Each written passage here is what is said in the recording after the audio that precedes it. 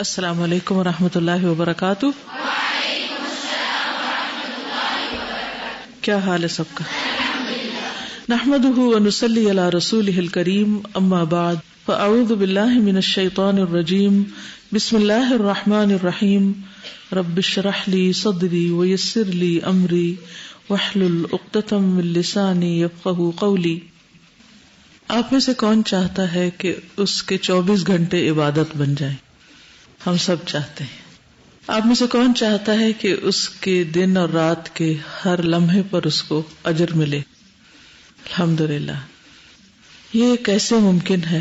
یہ اسی وقت ممکن ہے جب ہمارے یہ سارے اوقات اللہ سبحانہ وتعالی کی اطاعت میں گزرے، اس کی فرما برداری میں، اور اس کی اطاعت میں اسی وقت گزر سکتے ہیں جب ہم جانتے ہوں کہ ہم سے اس وقت وہ چاہتا کیا ہے، وہ دن کے آغاز پر کیا چاہتا ہے، وہ دن میں ہم سے کیا کام چاہتا ہے، وہ دن کے اختتام پر ہم سے کیا چاہتا ہے، وہ رات کے وقت ہم سے کیا چاہتا ہے، اور پھر سونے کے بعد جاگنے کے وقت ہم سے وہ کیا چاہتا ہے۔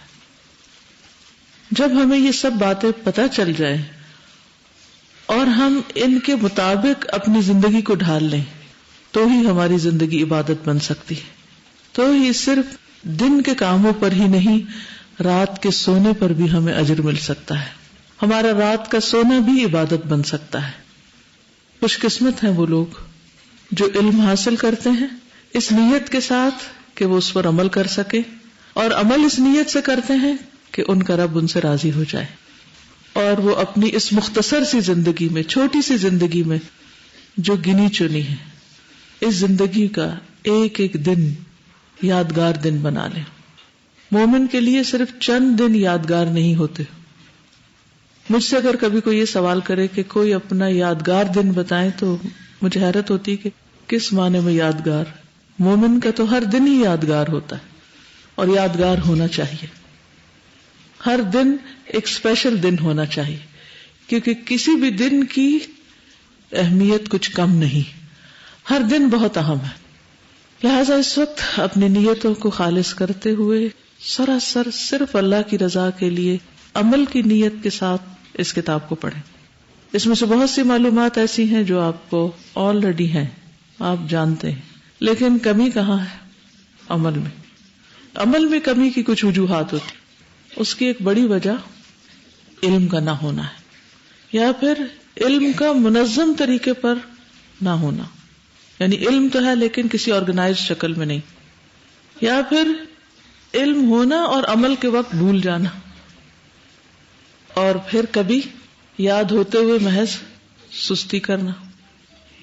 تو بات ہو رہی تھی اس شوق کی، اس ذوق کی کہ ہماری ساری زندگی عبادت بن جائے، ہم ہر وقت اللہ تعالیٰ کی اطاعت میں رہیں اور ان سارے اسباب کو اپنے سے دور کر دیں جو ہمیں اس اطاعت سے دور کرتے ہیں۔ ہمیں اس کا فائدہ کیا ہوگا اگر ہماری ساری زندگی عبادت ہوگی، ہماری ساری زندگی اگر اللہ تعالیٰ کی اطاعت کے مطابق ہوگی تو اس کا فائدہ کیا ہوگا؟ آخرت میں نجات ہوگی اور ہمارا اعمال نامہ وزنی ہو جائے گا، دنیا کی زندگی بھی پرسکون ہوگی، کیونکہ جب ہم اللہ کی نافرمانی کرتے ہیں تو کبھی بھی سکون نہیں پا سکتے، اور اللہ کی اطاعت میں اطمینان ہی اطمینان ہے، سکون ہی سکون ہے، خوشی ہی خوشی۔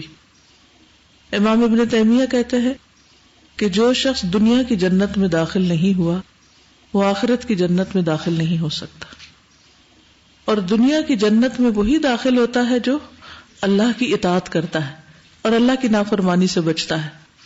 جب تک ہم جاگ رہے ہوتے ہیں تو ہم ذکر بھی کرتے ہیں، نماز بھی پڑھتے ہیں، اچھے اچھے کام کرتے ہیں، دوسروں کی خدمت کرتے ہیں، تو ہم نیکی کے بہت سے مواقع استعمال کر رہے ہوتے ہیں، لیکن جب ہم سو جاتے ہیں تو پھر سارے مواقع ختم ہو جاتے ہیں۔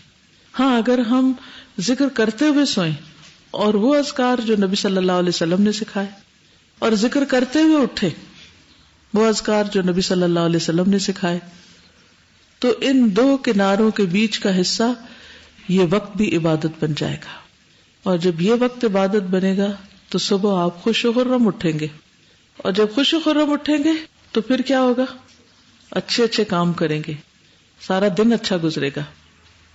بظاہر دیکھنے میں معمولی سے ٹاپکس ہیں لیکن حقیقت میں بہت بڑے اجر کے حامل اور اسی اجر کی توقع رکھتے ہوئے اپنی راتیں گزاریں.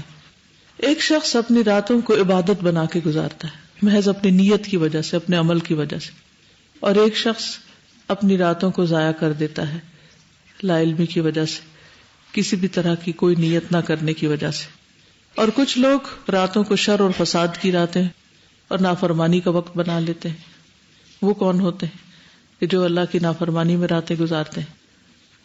تو ہم کس میں آتے ہیں؟ اپنے آپ سے پوچھیں. اگر تو رات کو بیٹھ کر آپ غلط قسم کی چیٹس کر رہے ہیں، انٹرنیٹ پہ غلط چیزیں دیکھ رہے ہیں، فون پر فری پیکجز کی وجہ سے لغو گفتگو کر رہے ہیں یا سن رہے ہیں، تو پھر راتیں کس میں شامل ہو گئی؟ اللہ کی نافرمانی میں.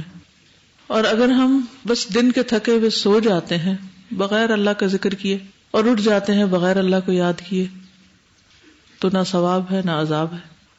اور ایک تیسری آپشن ہے، اور وہ بہترین آپشن، کہ اللہ کی اطاعت میں سوئیں، اللہ کی یاد میں سوئیں، اور اللہ کی اطاعت میں اٹھے، اللہ کی یاد میں اٹھے. تو یہ تیسری طرح کی رات عبادت کی رات بن گئی. اب یہ آپ کی چوائس ہے کہ آپ کیا کرتے ہیں. ہر ایک کے اعمال نامے میں فرق اور اس کے وزن میں فرق کہاں سے آئے گا؟ اس کے عمل سے. محض وشفل تھنکنگ سے بھی نہیں کہ ہم خوش ہوتے رہیں، سنتے رہیں، جانتے رہیں اور عمل میں کچھ بھی نہ لائیں. ٹھیک ہے. اور یہ جو پہلے آیت شروع میں لکھی گئی ہے، فسبحان اللہ حین تمسون وحین تصبحون، پس تسبیح کرو اللہ کی جب تم شام کرتے ہو اور جب تم صبح کرتے ہو، یعنی دن کے دونوں کناروں پر اللہ کی پاکی بیان کرو. سب سے پہلا باب ہے نیند کی حکمت. نیند انسان کی بنیادی ضرورت ہے. تندرست اور توانا جسم، یکسو ذہن اور خوشباش زندگی کے لیے مناسب نیند لینا ضروری ہے. اور اگر ہم اس نیت سے نیند لیں تاکہ ہم اٹھ کر زیادہ اچھے کام کر سکیں، تو یہ نیند بھی عبادت کی نیند ہو جائے گی.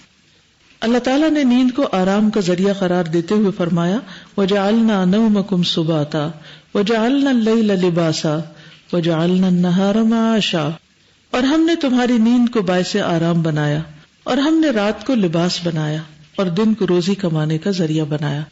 یعنی رات آرام کے لیے، جسے لباس پہن کر انسان کمفرٹیبل ہو جاتا ہے، سردی گرمی سے بچتا ہے، اسی طرح لحاف بھی ایک طرح کا لباس ہے، تو وہ آرام کا سمبل ہے.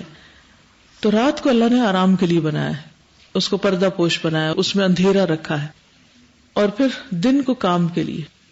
لیکن آج کل کیا ہو رہا ہے؟ عمومی طور پر لوگوں کا طریقہ زندگی تبدیل ہوتا چلا جا رہا ہے، اور اس کے ساتھ ساتھ وہ اپنے آس پاس کی ساری انوائرمنٹ کو ڈسٹرب کرتے، جانوروں کو، پرندوں کو اور ماحول کو. بجلی جہاں اللہ کی ایک بہت بڑی نعمت ہے، ہم نے اس کو مس یوز کر کے اپنے لیے باعث عذاب بنا لیا. دن بھر کی مصروفیت اور تھکاوٹ کے بعد نیند انسان کو سکون اور راحت بخشتی. اللہ کی کتنی بڑی نعمت ہے.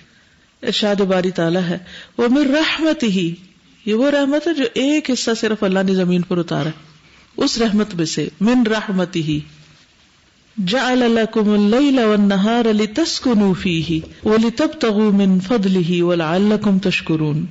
اور اس کی رحمت میں سے ہے کہ اس نے تمہارے لیے رات اور دن بنائے تاکہ تم اس میں سکون حاصل کرو اور تاکہ تم اس کا فضل تلاش کرو. اب آیت میں پہلے لیل آ رہا ہے اور پہلے سکون آ رہا ہے، پھر نہار آ رہا ہے اور پھر تاکہ تم اس کا فضل تلاش کرو، یعنی کام کرو، اور تاکہ تم شکر ادا کرو. کس بات پر شکر؟ کہ اللہ نے رات اور دن بنائے اور پھر اتنی زبردست ٹائم مینجمنٹ کی کہ ایک وقت آرام کے لیے بنایا اور ایک وقت کام کے لیے بنایا. Perfect balance.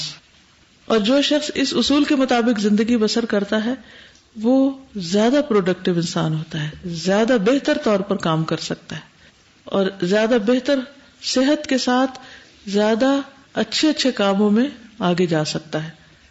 پھر ہے نیند اللہ کی نشانیوں میں سے ایک قابل ذکر نشانی بھی ہے. اللہ تعالیٰ کا ارشاد ہے، وَمِنْ آيَاتِهِ مَنَامُكُمْ بِاللَّيْلِ وَالنَّهَارِ وَابْتِغَاؤُكُمْ مِنْ فَضْلِهِ إِنَّ فِي ذَلِكَ لَآيَاتٍ لِقَوْمٍ يَسْمَعُونَ. اور تمہارا رات اور دن میں سونا، اور دن میں سونے سے مراد قیلولہ ہے، نہ کہ دن بھر سونا، اور اس کے فضل کو تلاش کرنا اس کی نشانیوں میں سے ہے. یعنی دن میں کام کرنا اس کی نشانیوں میں سے ہے. بے شک اس میں سننے والوں کے لیے بہت سی نشانیاں ہیں، یعنی جو بات کو غور سے سنتے ہیں، غور و فکر کر سکتے ہیں۔ نیند انسان کو اس قابل بنا دیتی ہے کہ انسان تازہ دم ہو کر دن بھر اپنے کام کاج احسن طریقے سے انجام دے اور اللہ کا شکر کرے، کیونکہ اللہ سبحانہ وتعالیٰ نے یہاں پر وَلَعَلَّكُمْ تَشْكُرُونَ کی بات کی ہے کہ تم شکر ادا کرو، کہ شکر اللہ کا جس نے نیند بنائی، اور شکر اللہ کا کہ جس نے رات کے بعد دن بنایا۔ تو یہ نعمتیں کس لیے ہیں کہ انہیں استعمال کرنے کے ساتھ ساتھ شکر ادا کریں۔ شکر گزاری کا بہترین طریقہ یہ ہے کہ انسان ہر موقع پر اللہ تعالیٰ کو یاد رکھے، یعنی شکر گزاری کیسے؟ ہمارے اوقات اللہ کی یاد میں گزرے اور اس کی رضا کے مطابق اپنے صبح و شام بسر کرے، یہ ہے شکر گزاری۔ تو اس میں کرنے کے کام کیا ہیں؟ نتائج نکالیے، کیا سمجھ میں آئی؟ کیا کریں؟ What to do? رات کو سونا چاہیے، پہلا سبق، ٹھیک ہے۔ دوسرا سبق، دن کو کام کرنا چاہیے۔ پہلا سبق رات کو سونا چاہیے، دوسرا دن کو کام کرنا چاہیے، تیسرا شاباش، کام کرنا چاہیے تاکہ اللہ تعالیٰ کا فضل تلاش کریں، ٹھیک ہے نا۔ ان نعمتوں پر اللہ تعالیٰ کا شکر ادا کرنا چاہیے اور اللہ تعالیٰ کی نشانیوں پر غور و فکر کرنا چاہیے اور دن میں قیلولہ کرنا چاہیے۔ بس ان آیات سے اور اس لیسن سے یہ بات ہمیں سمجھ میں آتی، ٹھیک ہے جی۔ آپ اللہ کی باتیں سننی بھی چاہیے، صرف پڑھنی نہیں، سننی بھی چاہیے۔ یعنی آپ سوچ رہے ہوں گے کہ یہ باتیں تو ہم خود بھی بیٹھ کے گھر میں کتاب پڑھ سکتے، تو مجھے آج کسی نے کہا یہ 4 دن آپ کیا کریں گی، یہ تو چھوٹی سی کتاب ہے، یعنی 1 گھنٹے میں آپ ساری کتاب پڑھ سکتے ہیں، کوئی مسئلہ نہیں۔ لیکن خود پڑھنے میں اور سب کے ساتھ مل کر پڑھنے میں اور پھر پڑھتے ہوئے غور و فکر کرنے میں اور پھر عمل کی نیت سے پڑھنے میں بہت فرق ہے۔ انفارمیشن کا حاصل کرنا بہت آسان ہے، لیکن اس کو ڈائجسٹ کر کے اس کو اپنے عمل میں لانا، اپنی عادات کو تبدیل کرنا انتہائی مشکل کام ہے۔ تو اس کے لیے تو 4 دن بھی تھوڑے ہیں، لیکن چلے 4 دن کی زندگی کچھ کام کر لے۔ آگے چلتے ہیں۔ نیند اور بیداری کے اوقات، سونے جاگنے کے اوقات کو باقاعدہ منظم کرنے کی ضرورت ہے۔ اللہ تعالیٰ نے انسانوں کے اندر ایک ایسا خودکار نظام، بایولوجیکل کلاک سیٹ کیا ہوا ہے جو دن رات کے آگے پیچھے چلنے کے ساتھ ساتھ کام کرتا ہے۔ یعنی جیسے دن اور رات آگے پیچھے آتے جاتے ہیں نا، کبھی رات لمبی ہوتی ہے، کبھی دن چھوٹا ہوتا ہے، کبھی دن لمبا ہوتا ہے، رات چھوٹی ہوتی ہے، تو اس کے مطابق ہماری باڈی بھی ایڈجسٹ کرتی چلی جاتی ہے۔ اور پھر آپ دیکھیں گے کہ بچپن سے ہی بچوں کے اندر مختلف ہیبٹس یا تو اچھی طرح ڈیولپ ہو جاتی ہیں یا نہیں، لیکن عموماً چھوٹے بچے صبح بہت جلدی جاگ جاتے ہیں۔ مثلاً بہت چھوٹے بچے فجر کے وقت جاگ جاتے ہیں۔